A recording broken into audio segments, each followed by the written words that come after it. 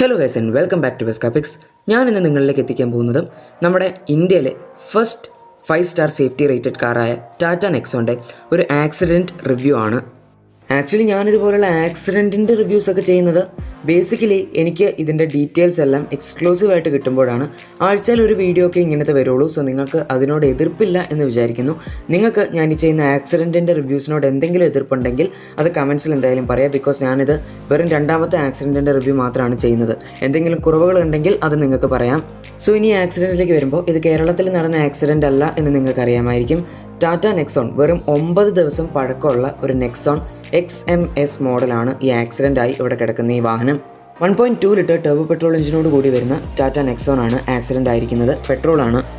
ഇനി ഈ ആക്സിഡൻറ്റിൻ്റെ കൂടുതൽ ഡീറ്റെയിൽസിലേക്ക് വരുമ്പോൾ നെക്സോൺ ആക്ച്വലി ഒരു അമ്പലത്തിലേക്ക് ഇടിച്ച് കയറുകയായിരുന്നു. അമ്പലം മീൻസ് നമ്മുടെ കേരളത്തിലൊക്കെ കാണുന്ന പോലെ സുഭിക്ഷമായ അമ്പലമല്ല, ഒരു ചെറിയ അമ്പലമാണിത്. നോർത്ത് ഇന്ത്യയിലെ ഒരു ഭാഗത്ത് സംഭവിച്ച ഒരു ആക്സിഡൻ്റ് ആണിത്. വാഹനത്തിൽ വന്നിരിക്കുന്ന ഓവറോൾ ഇമ്പാക്റ്റ് നോക്കുകയാണെങ്കിൽ 50 km/h സ്പീഡിന് മുകളിലായിരുന്നു എന്ന് തന്നെയാണ് ഞാൻ മനസ്സിലാക്കിയിരിക്കുന്നത്.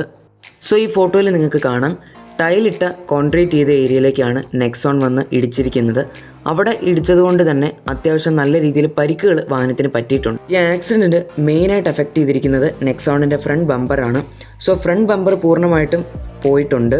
പിന്നെ ഫ്രണ്ടിലത്തെ ഗ്രിൽ ഏരിയയും ചെറുതായിട്ട് ഡിസ്ലൊക്കേറ്റ് ആയിട്ടുണ്ട്. ബോണറ്റും ചെറുതായിട്ട് ഡിസ്ലൊക്കേറ്റ് ആയിട്ടുണ്ട്. Right side head lamps, right side എന്ന് പറയുമ്പോൾ നിങ്ങൾ നോക്കുമ്പോൾ ലെഫ്റ്റ് സൈഡ് ആയിരിക്കും, ഹെഡ് ലാംപ്സും ഡിസ്ലൊക്കേറ്റ് ആയിട്ടുണ്ട്.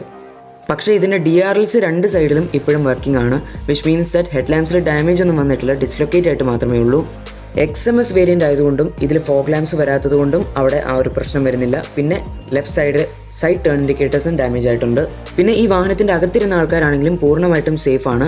ഇമ്പാക്റ്റ് സ്ട്രോങ് ആയതുകൊണ്ട് തന്നെ 2 എയർ ബാഗ്സും ഡിപ്ലോയ് ആയിട്ടുണ്ട്. അതുകൊണ്ട് തന്നെ ആൾക്കാർക്ക് കാര്യമായ പരിക്കുകളൊന്നും വന്നിട്ടില്ല. ഇതിൻ്റെ ക്യാബിൻ നോക്കുകയാണെങ്കിൽ തന്നെ നിങ്ങൾക്ക് മനസ്സിലാവും, ക്യാബിൻ ഇൻടാക്റ്റ് ആണ്. ഇതിൻ്റെ അകത്തേക്ക് യാതൊരു ഇമ്പാക്റ്റും ഈ ആക്സിഡൻറ്റിൽ വന്നിട്ടില്ല. സോ നെക്സോൺ വീണ്ടും 5-സ്റ്റാർ സേഫ്റ്റി റേറ്റഡ് കാർ തന്നെയാണ് എന്ന് തെളിയിച്ചിരിക്കുകയാണ്.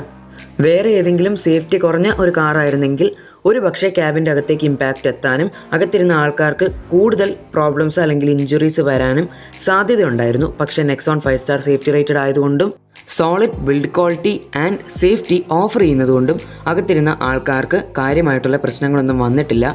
സേഫ്റ്റി എന്ന ആസ്പെക്റ്റിൽ യാതൊരു കോംപ്രമൈസും വരുത്താതെ തന്നെയാണ് ടാറ്റ മോട്ടോഴ്സ് നെക്സോൺ എന്ന കോമ്പാക്ട് SUV ഇറക്കുന്നതും. ബേസ് വേരിയൻറ്റ് മുതൽ തന്നെ electronic stability programme, traction control system, roll over mitigation, hill hold control, brake assist തുടങ്ങിയ ഫീച്ചേഴ്സ് നിങ്ങൾക്ക് ലഭിക്കുന്നതായിരിക്കും. നിങ്ങൾ ബേസ് വേരിയൻ്റ് എടുത്താലും ടോപ്പ് വേരിയൻ്റ് എടുത്താലും. ഇത്തരം സേഫ്റ്റി ഫീച്ചേഴ്സിന് പുറമേയും ഇപ്പോഴത്തെ ബേസിക് ഫീച്ചേഴ്സായ dual front air bags and ABS with EBD തുടങ്ങിയ സേഫ്റ്റി ഫീച്ചേഴ്സും നെക്സോണിൽ സ്റ്റാൻഡേർഡ് ആണ്.